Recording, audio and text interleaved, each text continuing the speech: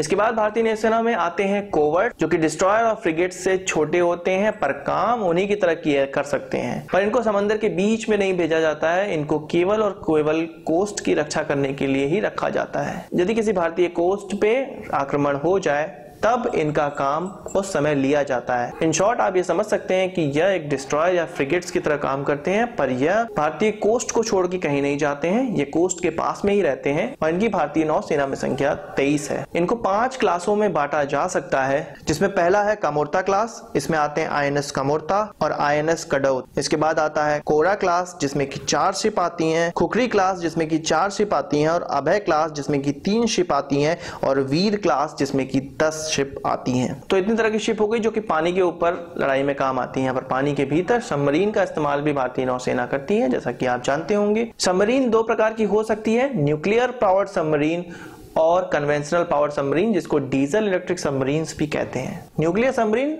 भारत के पास 2 हैं। पहला न्यूक्लियर सबमरीन है अटैक सबमरीन, जिसको आईएनएस चक्रा कहते हैं, और दूसरी न्यूक्लियर सबमरीन है ballistic missile submarine, nuclear powered ballistic missile submarine, जिसको आईएनएस अरिहंत भी कहते हैं। बैलिस्टिक मिसाइल सबमरीन और अटैक सबमरीन में बहुत ही छोटा अंतर होता है। बैलिस्टिक मिसाइल सबमरीन में ऐसी मिसाइल होती हैं जो कि सतह पर निकल के काम करती हैं, मतलब किसी जहाज को उड़ाना है तो सबमरीन को उसके पास ले जाइए और वहां से बैलिस्टिक मिसाइल उससे लॉन्च कर दीजिए। पर जो अटैक सबमरीन होती हैं वो केवल और केवल सबमरीन से लड़ाई करती हैं टॉर्पीडो के द्वारा। तो बैलिस्टिक मिसाइल सबमरीन और अटैक सबमरीन में बस छोटा सा अंतर होता है टॉर्पीडो और मिसाइल्स का। इसके बाद आते हैं कन्वेंशनल पावर अटैक सबमरीन, जिसकी संख्या भारतीय नौसेना में 13 है और इसमें 6 सबमरीन और जुड़ने वाली हैं कलवरी क्लास की। तो वो अभी बन रही हैं कलवरी, जिसमें से आईएनएस कलवरी भारतीय नौसेना में 1-2 महीने में जुड़ भी जाएगा, बाकी की 5 और भविष्य में जुड़ती चली जाएंगी। फिलहाल में जो अटैक सबमरीन है कन्वेंशनल पावर वाली, वह 2 क्लास में बांटी जा सकती हैं, सिंधु घोष क्लास और शिशुमार क्लास। सिंधु घोष क्लास में सबमरीन्स की बात की जाए तो INS Sindhu Ghosh, INS Sindhudhvaj, INS Sindhuraj, INS Sindhuvir, INS Sindhu रत्न,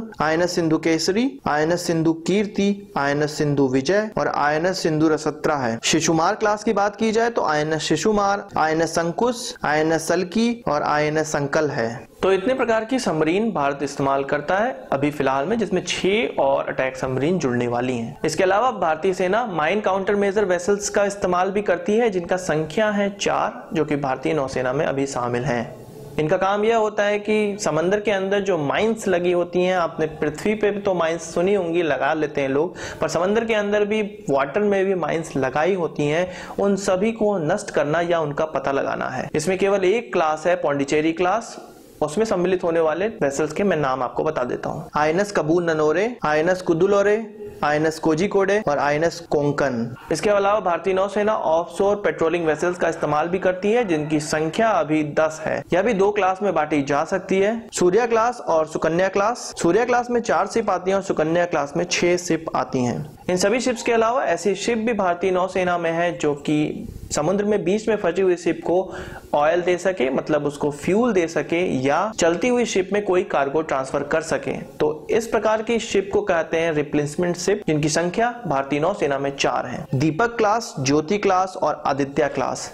दीपक क्लास में 2 शिप शामिल हैं और बाकी ज्योति और आदित्य क्लास में 1-1 शिप शामिल है। इनके अलावा ऐसी शिप भी होती हैं जो कि रिसर्च और सर्वे में काम आती हैं, ऐसी शिप भी होती हैं जो कि ट्रेनिंग में काम आती हैं, और ऐसी शिप भी होती हैं जो कि सपोर्ट शिप की तरह काम करती है, कहीं रसद पहुंचाना हो, कहीं और सामान पहुंचाने हो, मेडिकल फैसिलिटी पहुंचानी हो, तो इस प्रकार के शिप भी होते हैं।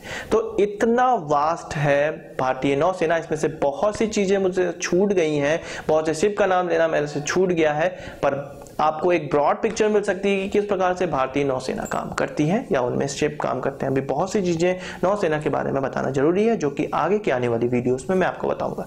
तो आज की इस वीडियो के लिए बस इतना ही। आशा करता हूं आपको वीडियो पसंद आया होगा और आप इसको एक बड़ा थम्स अप जरूर देंगे। इस वीडियो से संबंधित कोई सवाल या सुझाव हो तो कमेंट बॉक्स में जरूर लाइएगा, और यदि आपने हमारे चैनल अभी तक सब्सक्राइब नहीं किया तो उसे भी कर लीजिए, क्योंकि हम इस प्रकार की वीडियो लाते रहते हैं। नमस्कार, थैंक यू।